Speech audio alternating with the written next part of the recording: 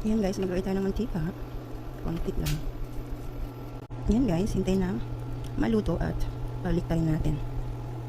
Ayan, balik tayo na natin. Uy, parang sunog na. Ayan. Ayan, another one na naman. Kilohit lang natin guys kasi nga para hindi masunog ang ibaba. Ayan. Ayan, ayan. Yeah, perfect na pagkagawa. Hindi isunog. Diba? Favorite talaga ito ng aking dalawang angel. Ayan, malagay naman tayo. For the second. Third pala. Third one. Dapat iluhit lang natin para hindi masunog ang ating pancake mga mima.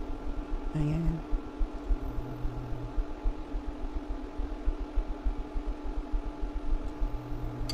Ayan, may dalawa na tayo.